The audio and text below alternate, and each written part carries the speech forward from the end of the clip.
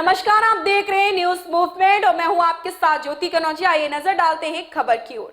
मिर्जापुर में अपने गृह जनपद मिर्जापुर पहुंचे भाजपा के राष्ट्रीय महासचिव अरुण सिंह ने पत्रकार वार्ता करते हुए भारत जोड़ो यात्रा पर कटाक्ष किया। कहा, राहुल गांधी की भारत जोड़ो यात्रा से पहले ही भारत क्या जुड़ा नहीं था, यह दिशाहीन यात्रा रही। उनके यात्रा के बीच कांग्रेसी कांग्रेस छोड़ते रहे।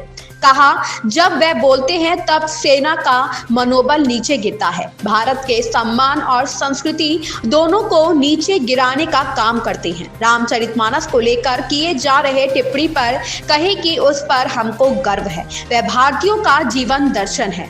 अडानी को लेकर देश भर में मचे बवाल पर कहा कि रिजर्व बैंक ऑफ इंडिया और सेबी अपना मत दे रही है, उस पर हमको विश्वास करना चाहिए। ऐसी कोई भी अस्थिरता की स्थिति नहीं है, हम किसी भी व्यापारी के विरोध में नहीं बोल सकते।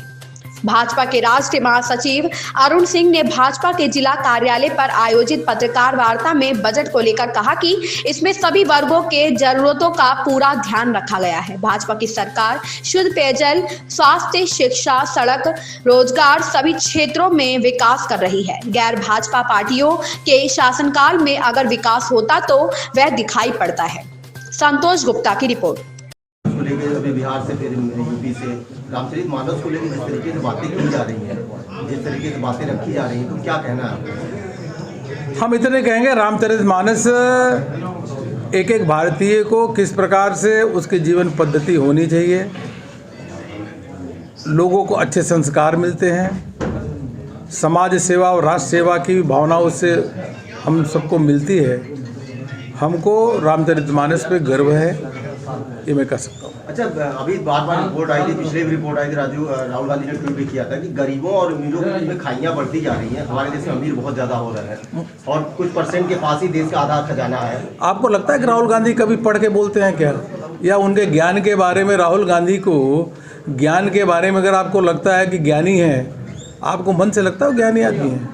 कभी भी उनका देखिए किस प्रकार से वो बातें रखते हैं, उनकी बात में जो रखते हैं, कभी भी किस प्रकार से हमारे देश के जो सेना के जवान हैं उनका मनोबल नीचे करना, देश के सम्मान को नीचे करना, अपने संस्कृति को नीचे रखना, वही तो बात करते हैं। उनको कभी भी किसी भी विषय पर ऐसे प्रेस कॉन्फ्रेंस करिए और उनसे पूछे बिना पेपर लिए कोई बात, अगर 10 बात पूछे 10 में 5 का जवाब सही देते तो मैं कहूँगा। भारत जोड़ो यात्रा का क्या इम्पैक्ट पड़ा है भाजपा पर? भारत जोड़ो यात्रा का इम्पैक्ट ये रहा है कि भारत जोड़ो यात्रा जितनी तेज़ी से निकली वह दिशाहीन यात्रा थी और कांग्रेस छोड़ो लगातार होता रहा, अभी भी चल रहा है। एक तरफ भारत जोड़ने की बात कर रहे हैं, कांग्रेस लोग छोड़ करके जा रहा है। भारत तो सदियों से एक रहा है, भारत अलग कहाँ रहा है?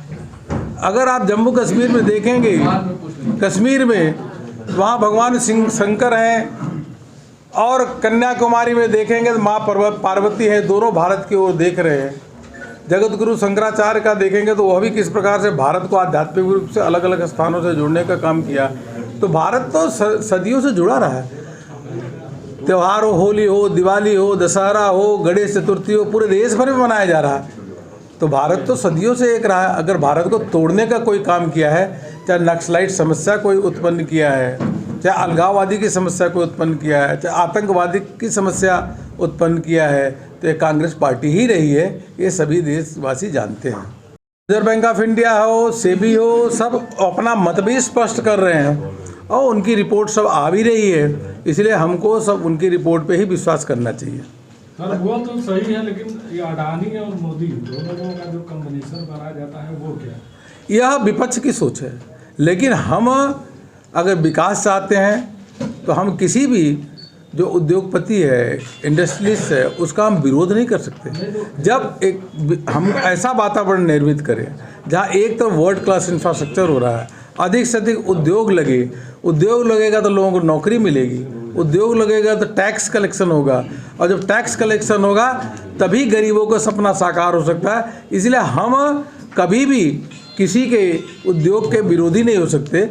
रिपोर्ट पे जुड़े कोलैप्स करेंगे तो क्या? एक मिनट, बैंकिंग के क्षेत्र में SBI सबसे बड़ा है, LIC के अपना इंश्योरेंस के क्षेत्र में उनका भी एक मिनट 36,000 करोड़ लगा है अडानी में। तो 1% से कम है भाई, 1% से। इतना शेयर लगाए भी हैं और उनका शेयर खरीदते भी हैं। नहीं, एक मिनट। हिडेनबर्ग अच्छा, हिडनबर्ग पे मत जाइए। हिडनबर्ग के रिपोर्ट पे जाएंगे तो बहुत कुछ उसमें तथ्य नहीं है, इसलिए हिडनबर्ग क्या बोलता है, हिडनबर्ग को अमेरिका में ब्लैकलिस्ट किया गया है। हम किसी को सपोर्ट नहीं कर रहे हैं, लेकिन हिडनबर्ग की क्रेडिबिलिटी खुद ही खराब है, तो उसको अमेरिका में ब्लैकलिस्ट किया गया है। तो स्पष्ट किया जा रहा है कि आम लोग की पार्टियों से कहूँगा कि देश जो प्रगति कर रहा है, आप बताइए कि जो कांग्रेस ने शासन किया केंद्र में लगभग 6 दशक तक, उसके अलावा प्रदेश में भी सपा बसपा ने शासन किया, क्यों गरीबों को पीने का पानी आपने नहीं दिया,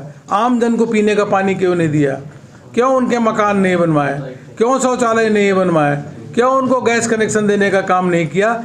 यह हमारी सरकार जो है, मोदी जी की सरकार है, उसने जो ये काम किया है, इन्होंने नहीं किया तभी तो करना पड़ा। नहीं तो 9 करोड़ 60 लाख लोगों को LPG का कनेक्शन देना, 11 करोड़ 70 लाख शौचालय बनवाना और उसके साथ साथ 47 करोड़ लोगों का बैंक अकाउंट खोलना, यह 2 करोड़ 80 लाख प्रधानमंत्री आवास योजना बनवाना, 6 करोड़ से अधिक नल से जल की व्यवस्था करना, यह अगर विपक्ष ने किया होता 6 दशक में तो ये नहीं करने पड़ते। भारत को हिंदू राष्ट्र घोषित किया जाना चाहिए कि नहीं किया जाना? भारत को हिंदू राष्ट्र घोषित किया जाना चाहिए या नहीं किया? भारत सांस्कृतिक दृष्टि से हमेशा जो हमारी यहाँ संस्कृति रही है, आध्यात्म रहा है, उसको मानता रहा है और हमको गर्व है कि हम भारत के नागरिक हैं और ऐसे हमारे सांस्कृतिक जो परंपरा है, आध्यात्म है, यह गौरवशाली रहा है, इसमें हमें गर्व है। सर, मुसलमानों को लेकर बाबा रामदेव ने इस खबर में बस इतना ही। बने रहें न्यूज़ मूवमेंट के साथ।